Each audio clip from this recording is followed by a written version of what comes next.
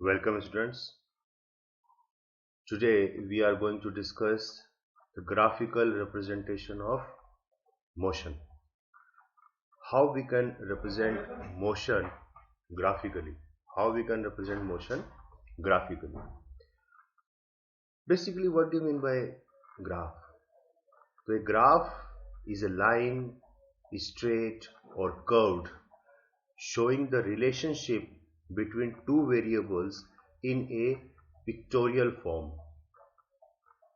कहने का मतलब ये है कि ग्राफ होता क्या है। तो ग्राफ में या तो लाइन से, और लाइन भी कैसी, या तो स्ट्रेट लाइन हो या फिर कोई कर्व्ड लाइन हो, उस लाइन की हेल्प से हम किसी भी दो वेरिएबल के बीच में एक एक पिक्टोरियल फॉर्म में, मतलब एक पिक्चर के रूप में हम जो है उसको शो करने की कोशिश करते हैं कि वो दोनों वेरिएबल एक दूसरे पे कैसे डिपेंडेंट है। और उन दोनों वेरिएबल्स में क्या होगा, in which one variable changes as a result of the change in the other. तो अब उस ग्राफ में हम क्या देखते हैं कि उसमें दो वेरिएबल होंगे, तो एक वेरिएबल में क्या चेंज होते हैं, चेंज होते भी हैं या नहीं होते, based on the result due to the change in the other one. दूसरे वेरिएबल में अगर हम चेंज करते हैं तो पहले वाले वेरिएबल में क्या चेंजेस होते हैं, चेंजेस होते हैं या नहीं होते हैं। तो इस तरीके से हम जो है ग्राफ सेट करते हैं। ठीक है ना। अब ग्राफ होते कितने टाइप के, how many types of graph we have. So basically there are two types of graph. First one is distance time graph, and we can also call it as position time graph, and the another one is velocity time graph. तो distance time में दो variable कौन कौन से होंगे, distance और time. ठीक है ना। तो जब डिस्टेंस और टाइम आ जाता है तो तीसरा वेरिएबल हम इसमें फाइंड आउट कर सकते हैं, कौन सा, स्पीड। तो this graph is used to study the nature of motion, motion को स्टडी करने में काम आएगा, and to calculate speed, speed को कैलकुलेट करने में काम आएगा। ठीक है ना। फिर इसी में कैटेगरी आती है डिस्प्लेसमेंट टाइम ग्राफ। अब डिस्प्लेसमेंट क्या है, the shortest distance between initial and final position. तो है तो डिस्टेंस ही ना इनिशियल और फाइनल पोजीशन के बीच में, तो ये इसीलिए इसी की सब्सिडरी है ये पहले वाली की। ठीक है ना। तो डिस्प्लेसमेंट टाइम ग्राफ, तो डिस्प्लेसमेंट टाइम जब आ गया तो हम क्या निकाल सकते हैं, वेलोसिटी, क्योंकि वेलोसिटी क्या होती है, rate of change of displacement. तो जब ये दो चीज आ गई तो तीसरा फैक्टर क्या आ जाता है, वेलोसिटी। तो हम इसमें वेलोसिटी कैलकुलेट कर सकते हैं। ठीक है ना। और ये भी क्या हमें स्टडी करने में हेल्प करता है, नेचर ऑफ मोशन। तीसरी कैटेगरी जो है वो है वेलोसिटी टाइम ग्राफ। तो वेलोसिटी और टाइम के बीच में है। तो जहां पे ऐसा कौन सा फॉर्मूला हमने पढ़ा है जिसमें वेलोसिटी है, टाइम है, एक्सेलरेशन। क्योंकि एक्सेलरेशन क्या होती है, rate of change of velocity. यानी कि वेलोसिटी टाइम ग्राफ की हेल्प से हम एक्सेलरेशन फाइंड आउट कर सकते हैं। ठीक है ना। तो it is use to study the nature of motion, और मोशन का नेचर हम स्टडी कर पाएंगे। ठीक है, कि मोशन आपकी कैसी है। देखिए, पहली कैटेगरी है डिस्प्लेसमेंट टाइम ग्राफ। तो इसमें अलग अलग इसमें सब कैटेगरीज हैं। तो सबसे पहले हम स्टडी करेंगे एक स्टेशनरी बॉडी के लिए। Stationary means the object which is at rest. तो हमें पता कैसे चलता है कि कोई भी ऑब्जेक्ट रेस्ट पे है, इसका मतलब उसकी पोजीशन जो है किसी भी रेफरेंस पॉइंट के साथ चेंज नहीं होती है, मतलब फिक्स होती है ना। तो इसका मतलब ऑब्जेक्ट स्टेशनरी। मान लीजिए रेफरेंस पॉइंट और ऑब्जेक्ट के बीच का डिस्टेंस जो है 50 मीटर है, यानी कि वो 50 मीटर फिक्स रहेगा आपका। ठीक है ना, टाइम के साथ। जैसे पहले सेकंड में आप उसको ऑब्जर्व कर रहे हो तब भी 50 मीटर है, दूसरे सेकंड में ऑब्जर्व कर रहे हो तब भी 50 मीटर है, थर्ड में भी 50 मीटर है। ऐसे 5 सेकंड तक उसको हमने ऑब्जर्व किया और हमने क्या पाया कि जो डिस्टेंस है वो फिक्स आ रहा है, 50 मीटर आ रहा है। ठीक है। तो अब हम ग्राफ प्लॉट करते हैं इसके ऊपर। तो एक्स एक्सिस के अलोंग तो हमने रख दिया टाइम, और वाई एक्सिस के अलोंग हमने रख दिया डिस्टेंस। तो ये 0, 10, 20, 30, 40 ये मीटर में है। और 1 सेकंड के ऊपर डिस्टेंस कितना है, 50। तो 1 और ये 50, तो ये पॉइंट यहाँ पे आ गया। ठीक है ना। ऐसे 2 सेकंड के ऊपर कितना था, 50, ये पॉइंट आ गया। तो ऐसे पॉइंट पॉइंट हमें आ जाएंगे। फिर आपको क्या करना है, सारे पॉइंट्स को जोड़ देना। तो देखो आपको क्या दिखाई दिया, एक स्ट्रेट लाइन। ठीक है ना। तो ये स्ट्रेट लाइन हमें दिखती है इसमें। तो देखिए स्पीड का फॉर्मूला क्या है, speed is equal to distance covered upon time taken. तो डिस्टेंस कितना कवर हुआ है, डिस्टेंस कितना कवर हुआ है, तो 0, क्योंकि मान लीजिए 2 सेकंड के बीच में हम देखते हैं, मतलब जैसे time taken t2 minus t1 है ना, तो जैसे मान लीजिए ये t1 है अपना 1 सेकंड और ये 2 सेकंड अपना t2 है, तो t1 और ये t2, तो t2 माइनस t1 यानी 2 में से 1 गया, यानी 1 सेकंड, 1 सेकंड के दौरान कितना डिस्टेंस कवर हुआ, दिस 50 माइनस दिस 50, तो ये क्या हो गया 0। ये 50 माइनस 50 अपॉन 2 माइनस 1, तो 50 माइनस 50 क्या हो गया 0, तो 0 अपॉन 1 सेकेंड, तो आंसर क्या आ जाएगा 0। इसका मतलब आपकी जो स्पीड है वो क्या आई 0, तो स्पीड 0 आ गई, इसका मतलब ऑब्जेक्ट क्या है रेस्ट पे। तो इससे हम क्या कंक्लूड करते हैं, therefore the speed of the body is at rest.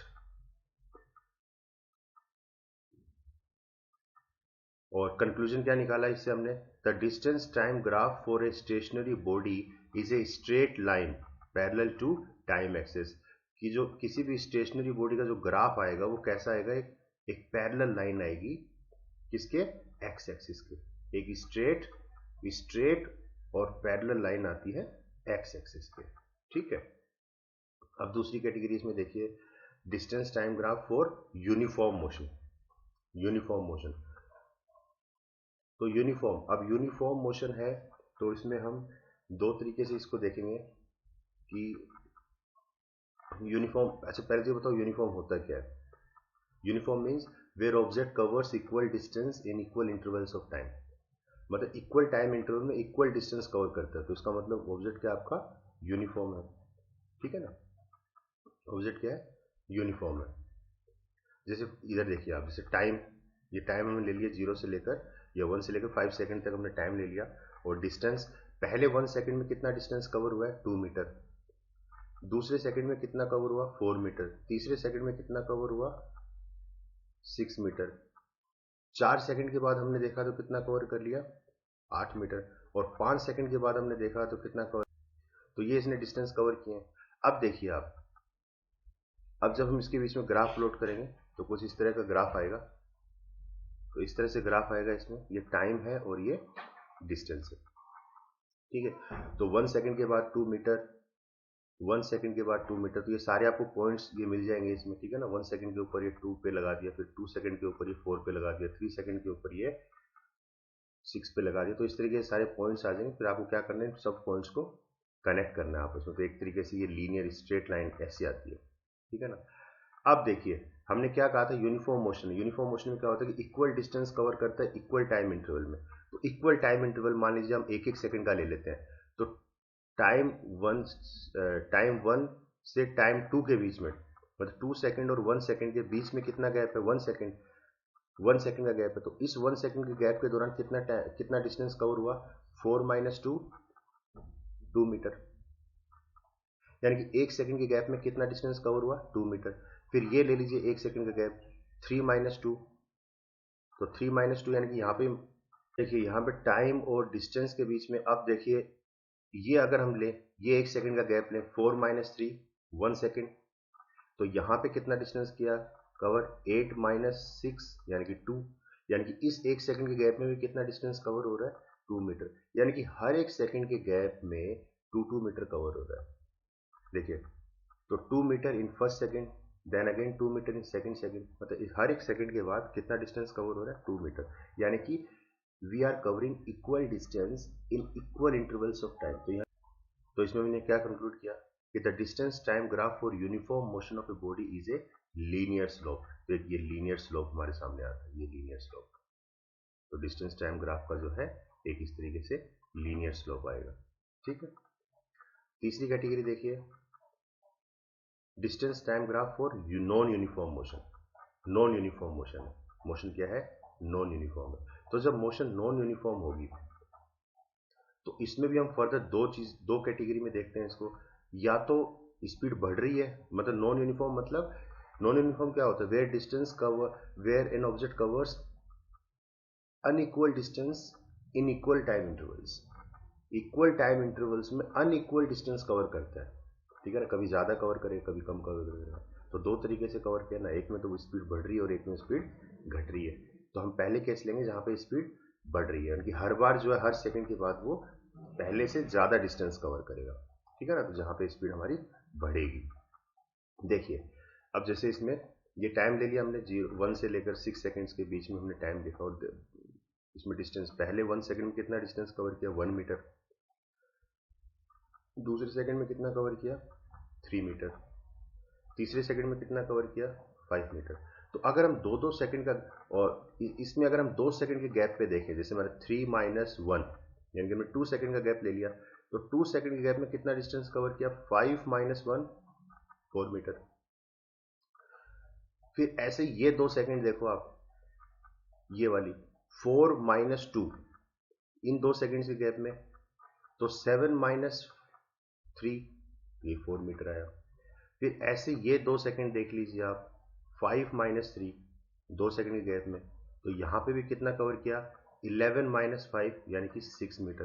तो यानी कि हर 2-2 सेकंड आप टाइम इंटरवल कैसे भी देख सकते हो, आप 1-1 सेकंड के गैप में भी देख सकते हो, 2-2 सेकंड के गैप में भी देख सकते हो। यहाँ पे हम 2-2 सेकंड के गैप में देख रहे हैं।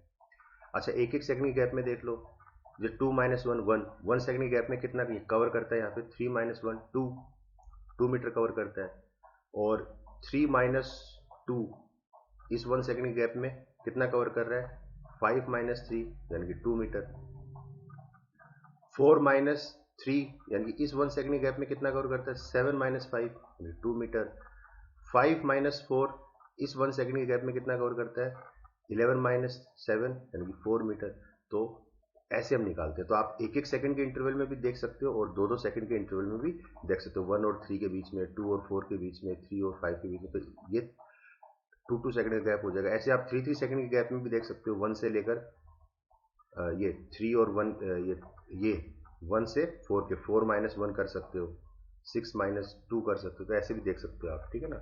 यानी कि टाइम इंटरवल हमें सेम रखना है और उस हिसाब से हम देखेंगे कि डिस्टेंस कितना कवर हुआ। तो सेम फॉर्मूला, डिस्टेंस क्या है, स्पीड क्या है, डिस्टेंस अपॉन टाइम। तो यहाँ पे टाइम देखो हम कितना ले रहे हैं 3 माइनस 1 4 माइनस 2 5 माइनस 3, यानी कि हम 2-2 सेकंड का गैप ले रहे हैं, 2-2 सेकंड का हम गैप ले रहे हैं, क्योंकि टाइम इंटरवल हमने 2 सेकंड लिया है और उसमें हम देखते हैं कि डिस्टेंस कितना कवर हुआ 4 4 6। तो इसको डिवाइड करेंगे, सोल्व करेंगे, तो 2 2 3, तो ये देखो धीरे धीरे क्या हो रहा है, बढ़ रहा है ना, 2 2 फिर 2 से 3, ये बढ़ेगा। तो आपका इस तरीके से कर्व आएगा। तो जब आप ये प्लॉट करोगे तो यहाँ पे देखो कर्व आपका इस तरीके से आएगा, उठा हुआ स्लोप, ये स्लोप आएगा आपका, इंक्रीजिंग स्लोप है। बढ़ रहा है ना, पहले जीरो था और धीरे धीरे बढ़ रहा है ग्रेजुअली, ठीक है ना। तो इसे हम बोलते हैं इंक्रीजिंग स्पीड, जहाँ पे स्पीड हमारी बढ़ रही होती है, ठीक है। तो हमने क्या कंक्लूड किया यहाँ से कि the distance time graph for non uniform motion of a body having increasing speed is an increasing slope. जो स्लोप आ रहा है वो भी इंक्रीजिंग आ रहा है, hence the motion of the body is accelerated. जो मोशन है वो कैसी है, एक्सेलरेट हो रही है, ठीक है। अब देखिए नेक्स्ट है डिक्रीजिंग स्पीड, जहाँ पे स्पीड हमारी धीरे धीरे कम होगी। तो ये हमने एक ग्राफ बनाने की कोशिश की है टाइम और डिस्टेंस के बीच में, ठीक है ना।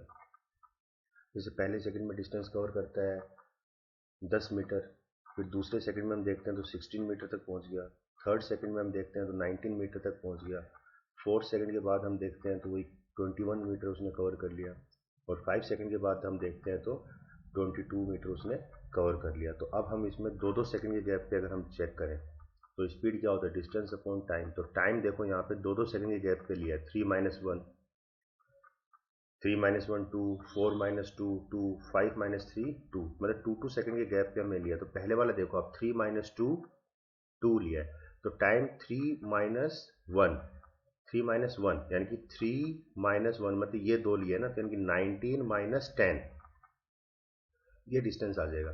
तो 19 माइनस 10 9 मीटर आ गया। ऐसे ही 4 माइनस 2 4 माइनस 2 यानी कि 21 माइनस 16, ये हम गैप देखेंगे, ठीक है ना।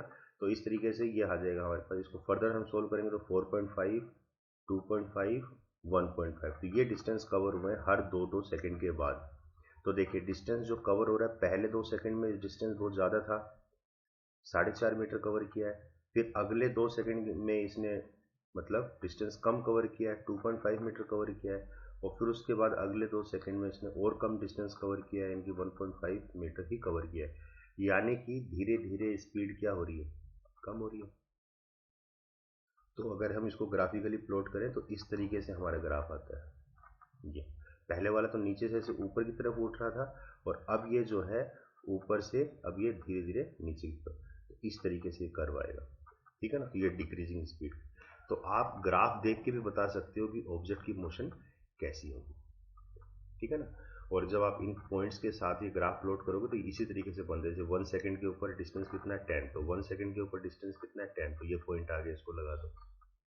2 सेकंड पे डिस्टेंस कितना है 16, तो 2 सेकंड पे डिस्टेंस हो गया 16। तो ये सारे पॉइंट्स आपको मिल जाएंगे, फिर इनको इन पॉइंट्स को आपको फ्री हैंड से क्या करना है, कनेक्ट करना है, तो आपका ग्राफ ऐसे ही आएगा।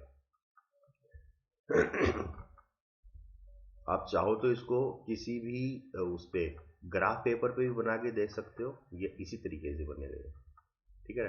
तो आप जो नोट्स बनाओगे उसमें ये आपको ग्राफ पेपर पे बनाने, छोटे छोटे ग्राफ पेपर ले लेना आप स्केल को उस हिसाब से मिनिमाइज कर लेना, छोटे छोटे ग्राफ पेपर ले लेना ताकि आपकी नोटबुक में इजीली पेस्ट हो जाए। मतलब एक ग्राफ पेपर के आप कम से कम भी 4 टुकड़े करना और 4 उसमें आ जाएंगे, ठीक है। तो इससे हम क्या कंक्लूड करते हैं कि the distance time graph for non uniform motion of a body having decreasing speed is a curve having decreasing slope. तो स्लोप कैसा होगा, डिक्रीजिंग होते हुए, ठीक है ना। और जब जब स्पीड डिक्रीज होती है, स्पीड कम होती है, तो उसे हम क्या बोलते हैं, ऑब्जेक्ट क्या हो रहा है हमारा, डीसेलरेट हो रहा है, या फिर नेगेटिव एक्सेलरेशन बोलते हैं। ठीक है, तो अब देखिए इसी तरीके से नेक्स्ट कैटेगरी जो है velocity time graph. Velocity time graph यानी कि अब ग्राफ किस किस के बीच में बनेगा, वेलोसिटी और टाइम के बीच में।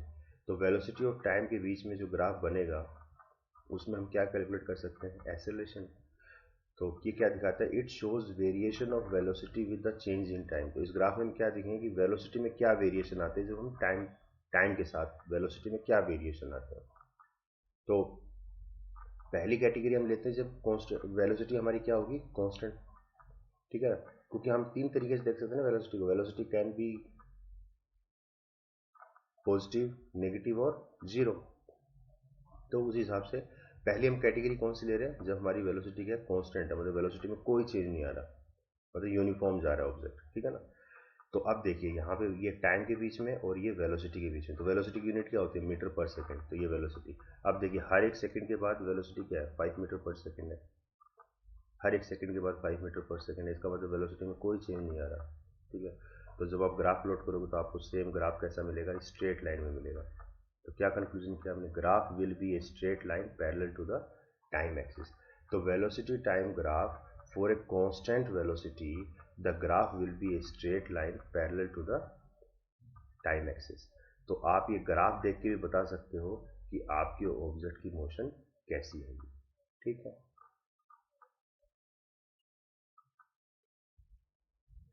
अच्छा एक चीज देखिए आप, ये नोट में क्या लिखा है कि velocity time graph can be used to calculate magnitude of displacement for a body moving with a constant velocity. कि ये जो हमारा ग्राफ आया था वेलोसिटी टाइम के बीच में, इसके बीच में इस ग्राफ के नीचे जो एरिया है, ये एरिया, ठीक है ना। The velocity time graph can be used to calculate, तो ये जो एरिया है, ये एरिया जो है हमेशा डिस्प्लेसमेंट शो करता है, और ये जो स्लोप आता है, ये जो लाइन आती है, ये हमेशा एक्सेलरेशन शो करती है, क्योंकि वेलोसिटी टाइम से हम क्या कैलकुलेट कर सकते हैं, एक्सेलरेशन। तो ये हमेशा एक्सेलरेशन शो करती है, और ये जो नीचे इसके एरिया जो बनता है, कवर करता है जो एरिया, वो हमेशा डिस्प्लेसमेंट को शो करता है, ठीक है ना। The velocity time graph can be use to calculate magnitude of displacement. तो इस एरिया को अगर आप निकाल लोगे तो आप डिस्प्लेसमेंट कैलकुलेट कर सकते हो, और इसको अगर आप देख लोगे ए बी स्लोप को, तो आप एक्सेलरेशन कैलकुलेट कर सकते हो।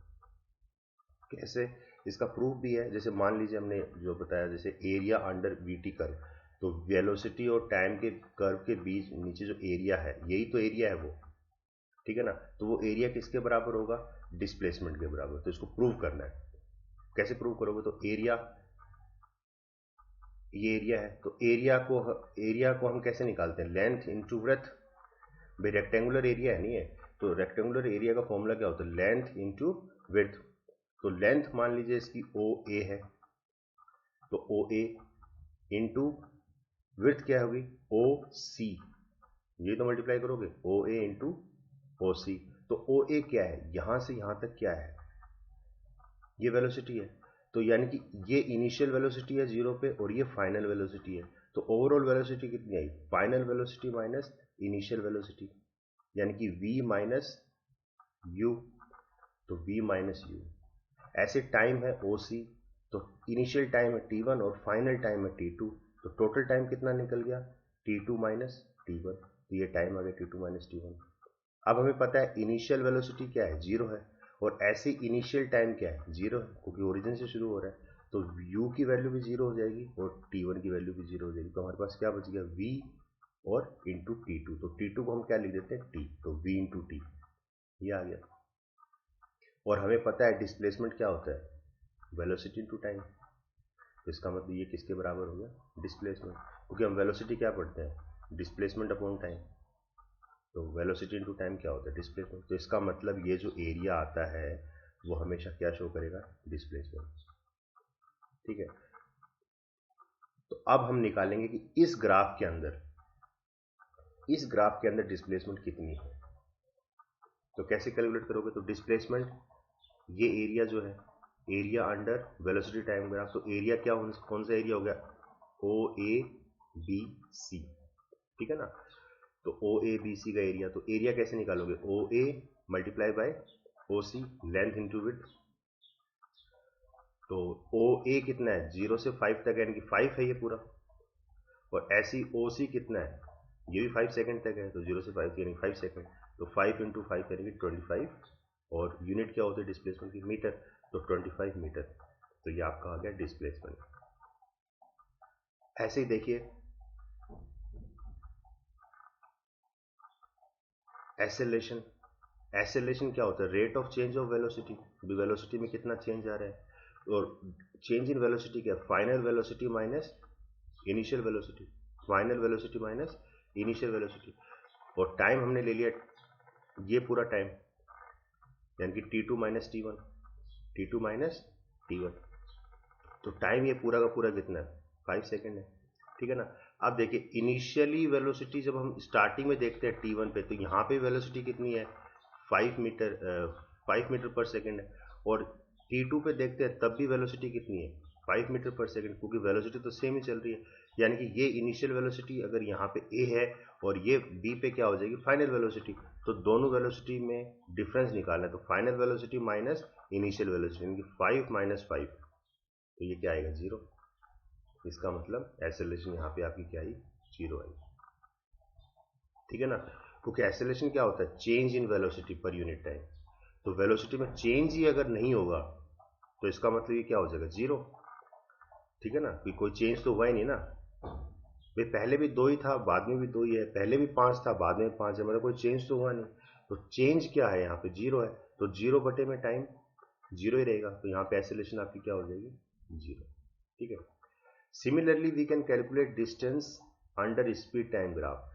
तो ऐसे हम डिस्टेंस भी कैलकुलेट कर सकते हैं स्पीड टाइम ग्राफ के बीच में, जैसे हमने यहाँ पे डिस्प्लेसमेंट कवर की है, ठीक है ना। वेलोसिटी टाइम ग्राफ के बीच में हम डिस्प्लेसमेंट निकाल सकते हैं, ऐसे ही हम डिस्टेंस टाइम ग्राफ के इसमें स्पीड टाइम ग्राफ के का जो एरिया होगा वो हम डिस्टेंस उससे हम निकाल सकते हैं, ठीक है। नेक्स्ट कैटेगरी है velocity time graph for uniform velocity.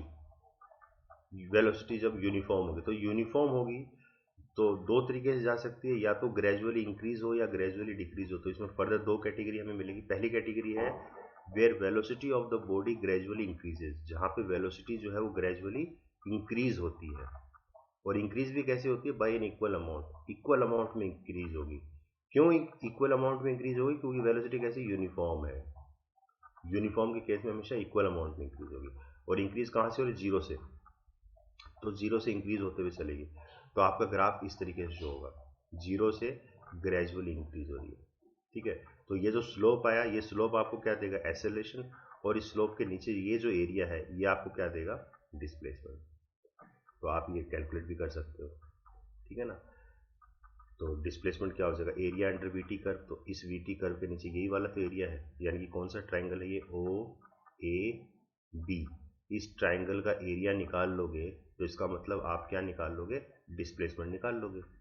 ठीक है, तो अब एरिया ऑफ ट्राइंगल क्या है, अभी राइट एंगल ट्राइंगल है तो इसका एरिया कैसे निकलेगा, half of base into height, half of base into height. तो हाफ इंटू बेस कितना है, ओ बी बेस है, और हाइट कितनी है, ए बी, ये हाइट होगी अपनी। तो ओ बी कितना है 5, भाई 0 से 5 तक है तो ये 5, और हाइट कितनी है 0 से ये 10 तक है तो 10, तो 5 इंटू 10, तो जब सोल्व करोगे तो 25 मीटर, ये आपकी आ गई डिस्प्लेसमेंट। और ऐसे ही एसेलेरेशन हम कैसे निकालते हैं, rate of change of velocity. तो इनिशियल वेलोसिटी तो यहाँ पे होगी, ये 0 है, और फाइनल वेलोसिटी ये है ए तक, मतलब 10, तो ये है अपनी चेंज इन वेलोसिटी। तो चेंज इन वेलोसिटी क्या होगी, फाइनल माइनस इनिशियल यानी कि 10 माइनस 0, तो 10 माइनस 0 तो वेलोसिटी आ गई। और टाइम हम यहाँ से यहाँ तक देखेंगे t2 माइनस t1 यानी कि 5 माइनस 0, तो इसको सॉल्व करेंगे तो ये हमारे पास आएगा 2 मीटर पर सेकेंड स्क्वायर, तो ये हमारी एक्सेलरेशन आ गई। ठीक है, तो इसमें अभी हम डिस्प्लेसमेंट और एक्सेलरेशन दोनों कैलकुलेट कर सकते हैं। तो ये तो किसके लिए था, जब हमारी वेलोसिटी ग्रेजुअली इंक्रीज हो रही है। तो इसी का उलट हम देखेंगे जहाँ पे हमारी वेलोसिटी ग्रेजुअली क्या होगी, डिक्रीज होगी। तो ये देखिए कर, अब इसमें देखिए इस केस में वेयर वेलोसिटी डिक्रीजेज यूनिफॉर्मली, अब यूनिफॉर्मली डिक्रीज हो रही है और डिक्रीज होते होते कहाँ पहुँच जाती है, 0 तक। ठीक है, तो ग्राफ इस तरीके से आता है। इसमें पहले मैक्सिमम वेलोसिटी थी और धीरे धीरे कम होते होते कहाँ तक पहुँच गई, 0 तक, 0 पे आ गई। ठीक है ना, तो वही है सेम, ये जो स्लोप आएगा ये हमें क्या देगा, एक्सेलरेशन, और ये जो एरिया है ये हमें क्या देगा, डिस्प्लेसमेंट। तो ये सेम पहले वाले ही है, आप इस हिसाब से इसको भी कैलकुलेट कर सकते हो। जैसे डिस्प्लेसमेंट का ये एरिया निकालना है आपको, ठीक है ना, तो एरिया होगा half of base into height. तो बेस कितना है, 0 से 5 यानी कि 5 सेकेंड, और हाइट कितनी हो जाएगी, 0 से 10 यानी कि 10 सेकेंड, 10 मीटर, 10 मीटर पर सेकेंड। तो जो आप ये सॉल्व करोगे तो ये भी 25 मीटर आया। और ऐसे ही एक्सेलरेशन कैसे निकालोगे, ये जो स्लोप आता है, तो rate of change of velocity, तो वेलोसिटी कैसे चेंज हो रही है, ये तो पहले तो स्टार्टिंग वेलोसिटी ये थी u इक्वल्स टू 10, तो ये तो इनिशियल वेलोसिटी है, और फाइनली ये ऑब्जेक्ट क्या हो गया, रेस्ट पे चला गया, रुक गया ना, तो ये हमारी यहाँ पे फाइनल वेलोसिटी। तो फाइनल वेलोसिटी हमारी क्या हो जाएगी, 0।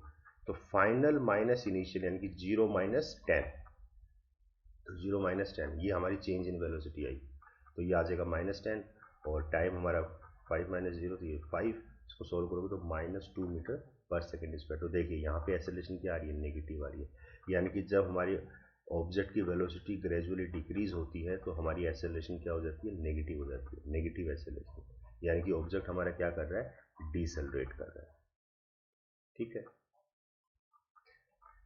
अब ऐसे ये तो था यूनिफॉर्म के लिए, यूनिफॉर्म वेलोसिटी जब थी।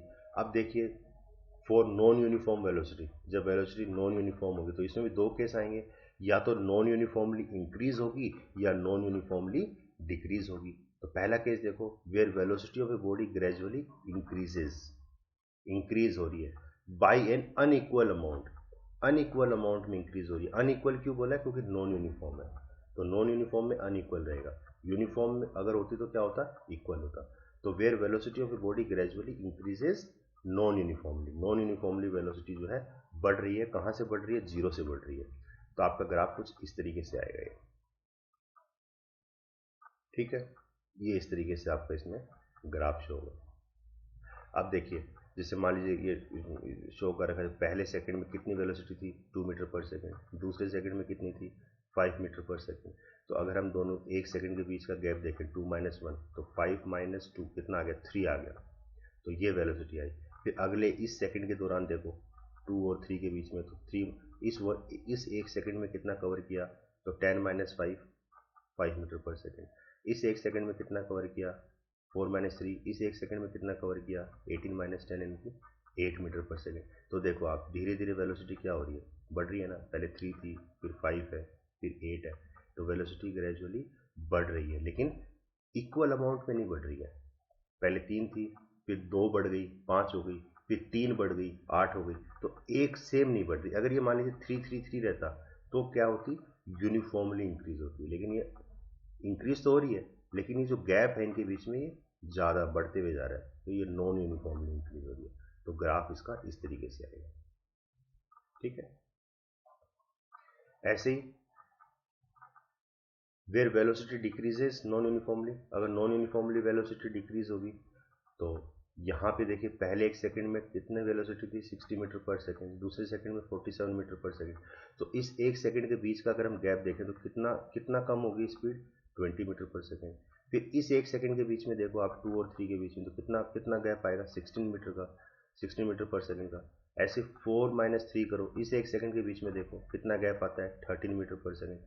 तो देखिए यहाँ पे ग्रेजुअली वेलोसिटी क्या हो रही है, डिक्रीज हो रही है, 20, 16, 13, 8 डिक्रीज हो रही है। लेकिन जो गैप है, जैसे इसके बीच में गैप कितना 4 है, 20 - 16 के बीच में गैप कितना 4, और यहाँ पे इन दो के बीच में गैप कितना 3, यहाँ पे गैप कितना 5, तो 4, 3, 5 यानी कि गैप अलग अलग गैप आ रहा है, सेम गैप नहीं आ रहा, तो इसका ये क्या है, नॉन यूनिफॉर्म है। जो आप ग्राफ प्लॉट करोगे तो इस तरीके से ग्राफ आएगा।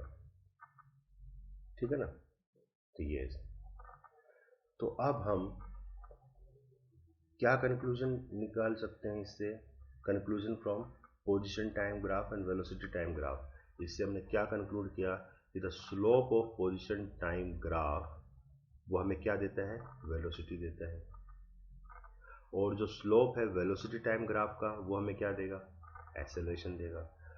ठीक है ना, और ऐसी जो एरिया होता है वीटी ग्राफ के नीचे जो एरिया होता है वो हमें हमेशा क्या देता है, डिस्प्लेसमेंट देता है, और जो स्लोप होता है वो हमें क्या देता है, एक्सेलरेशन देता है। ठीक है ना, तो एक्सेलरेशन कौन सा देगा, अगर वेलोसिटी टाइम ग्राफ के बीच में है तो वो स्लोप हमें क्या देगा, एक्सेलरेशन, और अगर पोजीशन टाइम के बीच में है तो उसका जो स्लोप आएगा वो हमें क्या देगा, वेलोसिटी। मतलब दो फैक्टर तो यहाँ पे आ गया ना, डिस्प्लेसमेंट और टाइम तो आ गया, तो तीसरा फैक्टर कौन सा बच गया, वेलोसिटी। ठीक है, तो यहाँ वेलोसिटी मिलेगी। अब इसमें वेलोसिटी आ गई, टाइम आ गया, तो तीसरा फैक्टर कौन सा है, एक्सेलरेशन, तो यहाँ पे हमें क्या मिलती है, एक्सेलरेशन मिलती है। ठीक है, तो ये सब आप नोट करो।